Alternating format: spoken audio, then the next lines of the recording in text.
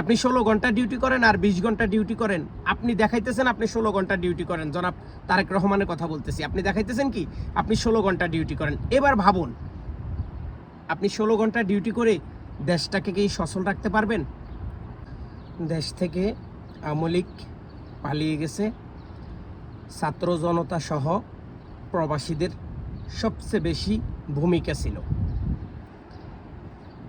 BNP ক্ষমতায় আসার পর থেকে এখন পর্যন্ত যেই কাজটা তারা ভুল করতেছে সেটা হচ্ছে প্রবাসীদেরকে নিয়ে তাদের কোনো পরিকল্পনা নেই, এবং তারা এই মুহূর্তে যে ভুলগুলা করতেছে সেই ভুলগুলা তাদেরকে আবারও রাস্তায় নিয়ে আসবে এবং আওয়ামী লীগের সাথে ভয়াবহ অবস্থানে বিএনপি চলে যাবে। এটার কারণটা কি 2-3টা ব্যাখ্যা দেব, যদিও আমি বিশেষজ্ঞ না, কিন্তু সাধারণভাবে গতকালকে একজন স্কুল ছাত্র যেই কথাটা বলছে সেটাকে মিন করে বা সেটাকে সেই রাস্তাটা ধরেই কিন্তু আমি আপনাদেরকে এই বিষয়গুলো তুলে দিতে চাই।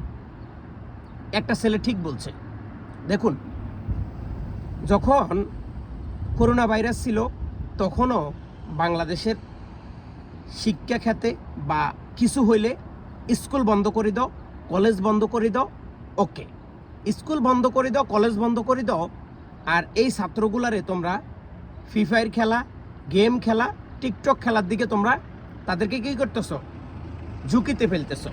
আসো, গতকালকে যে বিষয়টা আমরা দেখলাম যে একজন ছেলে বলল যে আমি যেই রুমে পড়ালেখা করি এখানে 60 জন ছাত্র আছে, তো 60 জন ছাত্রের জন্য কয়টা ফ্যান চলতেছে? 5টা ফ্যান চলতেছে। এখন সপ্তাহে 3 দিন আমি এখানে ক্লাস করব, সপ্তাহে 3 দিন আমি বাড়িতে ক্লাস করব। তো আমি যখন বাড়িতে ক্লাস করব তখন আমার এই 60 জন বন্ধু 60টা জায়গা থেকে, মানে 60টা বাড়ি থেকে সে অনলাইনের মাধ্যমে ক্লাসে যুক্ত হবে। তো অনলাইনের মাধ্যমে যখন ক্লাসে যুক্ত হবে, ছেলেটার জন্য ছেলেটার মা বাবা ফ্যামিলি অবশ্যই একটা রুম তৈরি করবে বা একটা আলাদা রুম থাকবে, সেখানে হয়তো অন্য কেউ থাকবে না, ওই ছেলেটাই শুধু বসা থাকবে, ছেলেটার জন্য একটা ফ্যান চলবে। তাহলে যেখানে 5টা ফ্যান দিয়ে 60টা মানুষের কাজ হয়ে যেত, সেখানে এখন 60টা ফ্যান চলবে, 60টা না, এখন আরও বেশি চলবে।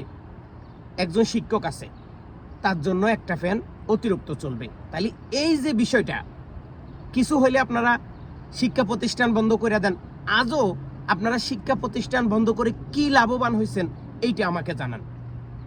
শিক্ষা প্রতিষ্ঠান বন্ধ করে আপনারা শিক্ষকদেরকে আরও উৎসাহ দিতেছেন, পড়ালেখা করানো ছাড়াও তোমরা বেতন পাইতেছ।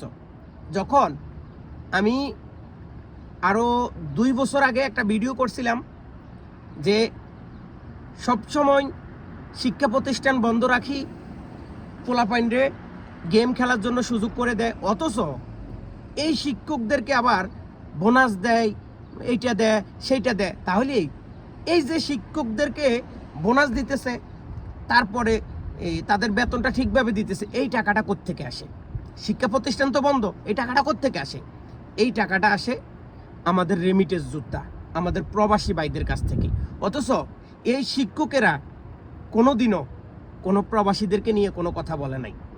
এই শিক্ষকেরা কোনোদিনও প্রবাসীদেরকে নিয়ে কথা বলে নাই। তারা তাদের আন্দোলন করে, তারা তাদের বেতনের জন্য সবসময় ফরিয়া হয়ে থাকে, মানে তাদের বেতন কখন আসবে, বোনাস কখন আসবে, ঈদ বোনাস, স্যালারি কীভাবে বাড়ানো যায়, এগুলো নিয়ে কিন্তু তারা পড়ে থাকে। এবার আসুন, সরকার এখন যেই ভুলটা করতেছে, আপনারা জানেন যে যুদ্ধ চলতেছে, তো যুদ্ধ চলতেছে, তেলের সংকট থাকবে, দেশের সংকট থাকবে, কর্মঘণ্টা কমাইছেন, সবাইকে সবার মতো করে থাকার জন্য বলছেন, মার্কেট বন্ধ রাখার জন্য বলছেন, সব ঠিক আছে, কিন্তু আপনারা কি ঠিক আছেন? আপনারা কি ঠিক কাজটা করতেছেন? করতেছেন না। আপনি 16 ঘন্টা ডিউটি করেন আর 20 ঘন্টা ডিউটি করেন, আপনি দেখাইতেছেন আপনি 16 ঘন্টা ডিউটি করেন। জনাব তারেক রহমানের কথা বলতেছি, আপনি দেখাইতেছেন কি আপনি 16 ঘন্টা ডিউটি করেন। এবার ভাবুন, আপনি 16 ঘন্টা ডিউটি করে দেশটাকে কি সচল রাখতে পারবেন? পারবেন না, কারণ আমাদের দেশটা কোনো গল্প কাহিনী দিয়ে চলে না। আমাদের দেশটা চলে কি ইনকামের উপরে। সেই ইনকামের টাকাটা দিচ্ছে কে? আমরা প্রবাসীরা। তো আপনি কি আমাদের প্রবাসীদেরকে নিয়ে কোনো কথা বলছেন? এই যে আজকে 2 মাস আপনারা ক্ষমতায় আসছেন, এখন পর্যন্ত কি আপনারা সৌদি আরবে কি হইতেছে, ওমানে কি হইতেছে, বাহারাইনে কি হইতেছে, কাতারে কি হইতেছে, দুবাইতে কি হইতেছে, মিডল ইস্টে কি হইতেছে আপনারা ভাবছেন? ভাবেন নাই। কারণ আপনারা দেখতেছেন দিন শেষে আপনি যেরকম এখন প্রধানমন্ত্রী 16 ঘন্টা ডিউটি করতেছেন, আমরা প্রবাসীরাও আজকে শুক্রবার ছুটির দিন, আমাকে কেন কাজে যাইতে হবে? আমি কেন কাজে যাচ্ছি? 2 টাকায় বেশি ইনকাম করার জন্য, 2 টাকা বেশি করে যেন আমার ইনকাম করলে পরিবারকে দিতে পারি, আমি সুখে থাকতে পারি। তো আপনি এখন বুঝাইতেছেন আপনি 16 ঘন্টা ডিউটি করতেছেন, 17 ঘন্টা ডিউটি করতেছেন, 18 ঘন্টা ডিউটি করতেছেন, কিন্তু দিন শেষে আপনার 18 ঘন্টা 16 ঘন্টা ডিউটি কোনো লাভ হবে না। কি জন্য লাভ হবে না? আপনার একজনের ইনকামের টাকা দিয়ে দেশ সচল রাখতে পারবেন না। এখনও সময় আছে, প্রবাসীদেরকে নিয়ে বসার দরকার আছে। প্রবাসীদেরকে নিয়ে যে যেখানে আছে, যে যেই দেশে আছে, তাদের কি সমস্যা, এই সমাধানগুলো আপনাদেরকে খুঁজতে হবে। এবং যেহেতু যুদ্ধ চলতেছে, সবাইকে বলতে হবে কম খরচ করার জন্য। প্রাইভেট গাড়ি নিয়ে যারা চলাফেরা করে তাদেরকে যত কম চলাফেরা করার কথা আহ্বান জানাইতে পারেন। সবাইকে বাসে চলার কথা বলতে পারেন। হ্যাঁ, ঠিক আছে, আপনারা বিভিন্ন জায়গায় নিছেন যে মার্কেটগুলো বন্ধ থাকবে, এটা ঠিক আছে, কিন্তু এগুলো মনিটাইজ করতে হবে। এবং আপনারা যে সংসদে 1 মিনিটে কত টাকা খরচ হয়, এই সংসদটা এখন করার দরকার নাই তো। এখন যেহেতু যুদ্ধ চলতেছে, এখন তো সংসদে বসে বসে এই যে যেই নাটকগুলো করতেছেন, এই নাটকগুলো করার দরকার নাই তো। এখন আপনারা কিভাবে কম খরচ হইব, কিভাবে কম খরচের মধ্যে সব কিছু করা যায়, সেটা নিয়ে চিন্তা ভাবনা করেন।